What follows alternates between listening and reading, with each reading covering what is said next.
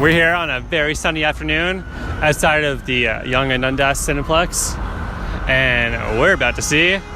This is Jake and Jacob, and I'm Jacob, and we're about to see Star Wars Solo. I wonder if I'll ever not butcher the opening, because I seem to do it every time. Just a straight up fuck up. Hey, have you ever heard of Millennium Falcon? What's that? I made the Crystal Run in 12 seconds. We just finished watching Star Wars Solo. I try again? No, that was good. Okay. I was giving time for the trailer to play, because this is where the will play.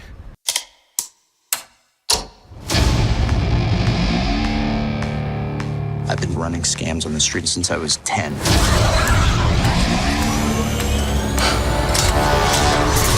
I was kicked out of the flight academy for having a mind of my own.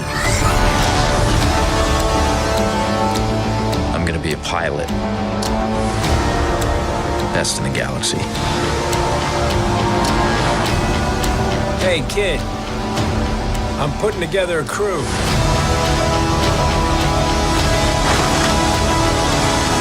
You in? That's yes. They'll know what I'm talking about. All right, so this is the second spin-off Star Wars story, which I'm now going to deem the Star Wars Cinematic Universe, because that's basically what this is. I was telling Jacob about this too. So you have this original trilogy, and you're just pulling so much lore from it, which is great, I guess. Like, it's kind of interesting that you can do that. And you can kind of get the vibe that, you know, now that Disney obviously has control of Star Wars, they're kind of treating it similar to the Marvel Cinematic Universe, in the sense of like, okay, we have all these characters to work with, we have this whole universe to work with, let's make all this. Anyways, so the first one was Rogue One, and now we are at Solo, which is like, I guess, the prequel to Han Solo. So we just finished watching it like half an hour ago. I wouldn't really, so I wouldn't totally blind and read any reviews or anything going into it. Wasn't sure what to expect. I wasn't really excited to go see this, because I just I don't know, I didn't really have the care for it, which I guess makes sense because it's not one of the mainline stories. But as it got closer, I kind of got excited, and I don't know, I was like pleasantly surprised by it. Like I for the most part enjoyed it quite a bit throughout. So I went in with my eyes working, not blind. Funny joke. Solo, a Star Wars story. Love that. That's a good title, because I didn't know before. I shat on this movie pretty much from the first trailer. I've shat on this movie when I heard about the concept. And then I wanted to go see the movie, and it took me a little bit to get into it, not because maybe the movie's bad or anything. Maybe second watching, I'll actually probably appreciate the movie more, I think. But it took me a bit because I was so critical. I went in with a critical eye.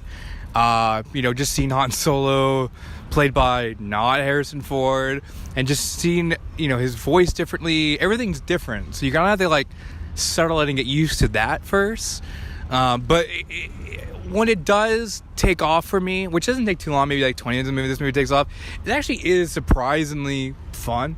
It's an action movie. It is a heist. It's a Star Wars heist movie, so it isn't this battle between the good and evil, the Force and dark side and Sith Lords, and there isn't no big political conversations about vote for whatever. This is a smaller movie, which is good, but they made it still feel pretty big.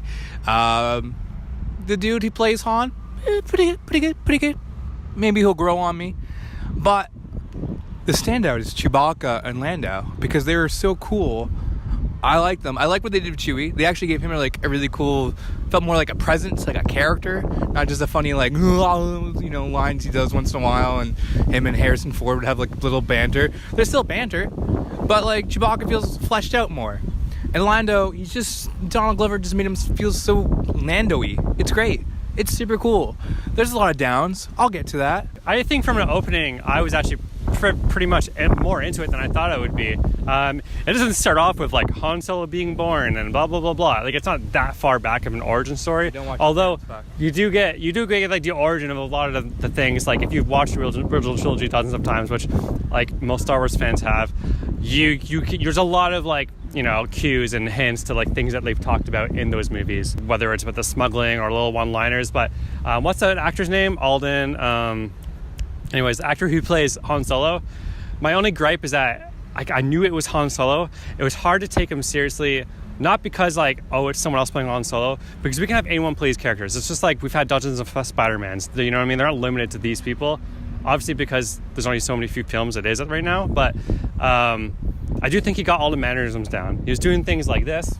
He was doing things like listen to me and all this other kind of stuff. Like he really like got like the mannerisms down, which makes sense.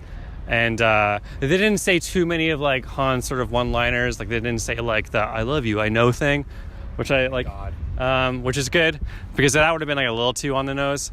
Lando, like I guess I'm just talking about the characters right now. Lando was great, obviously. I like how they in the movie they kind of emphasize his style and stuff, and it really just makes you look forward to watching that moment in the original trilogy when Han and Lando meet. And like you'll have people who criticize it like, oh, we didn't need to know the story, blah blah blah. Now it's kind of ruining for us, which I get. I felt the same way. I hated the idea of all these spin-off movies beforehand, and I still kind of do in a way. But you know what? Like I enjoyed it, and now I'm gonna feel differently when I see those two meet up again, and I kind of like that. I don't know. Like it's not doing a disservice in the same way that the original prequels did disservice the original trilogy, in my opinion. But I like the world they created. I always like in Star Wars when they go all out with the set design and the characters. You know, I'm always like a big fan of always like cool effects and like monsters and creature looking things. They had these like dogs at the beginning, well, like alien dog things that were like really cool.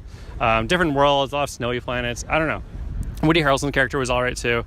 There's a lot of stuff I didn't expect. Like they just like there's a lot of, I don't want to talk about everything without like spoiling it. You can go see the movie yourself. There's a lot of worlds they went to, and more than I thought there would be. I thought the movie would be smaller in scale than what it actually was. Star Wars, if you think of it like this big ever-growing tree that we're getting, this movie does feel like a little tiny twig in the universe. What I mean by that, like Rogue One, as much as I despise that movie, it felt like it had a bigger impact on the Star Wars. But to tell about a character, the smuggler, I know like Han Solo is like a fan favorite, but this movie really, with or without it, it doesn't really add or take away to the whole universe of Star Wars. It does add maybe a bit more to the character, like maybe a bit more of an arc. But at the end of the day, like when you first meet Han in New Hope, like he still is kind of this smug character. So like you just see him become more smuggy, but they just add like a goodness to his heart, I guess. But he's always been like that. Even in Empire, he has like the good side of him that comes out. But like that, there's no real overarching arc with his character, and like I think this is the biggest problem with the prequels, and especially these new prequels they're doing, is the fact that like there's no weight. These movies will have zero weight. You know nothing's bad's gonna happen to any of the characters, and you know any new characters that are introduced, well, if you don't see them later, they either die or just don't exist. There's no stakes. It's very flat. You really are just looking for the big one-liners or references to like what Han has said about his past, what we do know from like the Star Wars movies, like okay, he has this, he said this, like we know about him doing things. Like it's cool seeing that, but like, do I need to see it? Do I need a 2.5 hour movie? Do we need a $100 million movie made for those cool references? Not really. That doesn't mean picking at probably why people are not going to like this movie. Other reasons, it does, you can definitely feel the studios did pick at it with the two directors, Ron Howard and everything. It does feel a little choppy at times, and the flow can mess up. I think just right around when they're going into the second act, you can feel it. There are some really cool like heist scenes. The train scene's really cool. Near the end, where the stuff they've gotten, like there's this whole mining scene. The mining scene's really cool. Like I said, there's some really cool heist moments. Like I said, my biggest issue with the movie is just no one besides Han. Han's going to be the standout character and Chewie, but everyone else just feels like C-listers, not B-listers, C-list characters, and they don't really stand out. And you kind of see everything coming from a mile ahead. Even if there is any sort of surprise in this movie, it's still kind of flat a bit. Solo, a Star Wars movie. It's a movie. I'll rate it soon, but here, you talk more if you want. I feel like Jacob and I are going to have very contrasting views on this, which is fine. This is what makes things interesting. See, what you're saying about the C-list characters and stuff like that, I would argue that that's what Star Wars is known for. Like that, if you watch any of the other movies, there's always like, why do you think Boba Fett is getting his own movie? He didn't matter then, but he's like that C-lister character. You know what I mean? Like, I don't know. Like, yeah, there's a lot of like going back. There's a lot of music cues that hint back to like, original trilogy in some ways, and in some ways the prequels, which I won't spoil any more than that. I liked L3, one of the droids. I thought. Like, yeah, like the stakes weren't there, like similar to Rogue One, but it was nice to see like this viewpoint. I think it's pointless, and I've really should remind this. Like, if you go back and like follow me on Twitter or something, see all my tweets, I'm always complaining. Seriously, you can find documented evidence of me on Twitter. Of me shitting on like these spin-off ideas and like complaining about, oh, they're oversaturating Star Wars or ruining it, blah blah blah. And like I've sort of changed my tune recently. I don't know. I've kind of accepted that these movies are going to be made no matter what. So I'm seeing to kind of accept them and be like, okay, are they good or they're not good, and how do they relate back to like that original trilogy?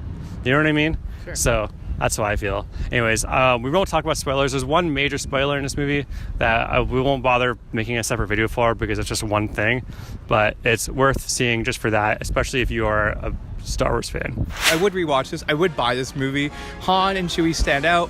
So those are good things. And I do like Star Wars as a heist movie. Downs, it's weightless. Other characters feel flat. Everything's super predictable. And it's a bit choppy at times. So I'm going to give this movie a 6.8 out of 10. I don't like the 10-point grading system.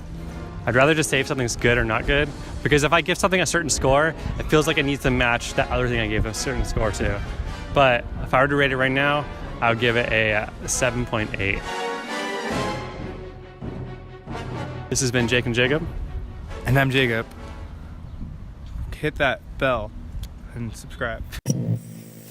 Ah, look at that. You made it to the end of the video. Hey, now that you're here, you can click on one of our older videos.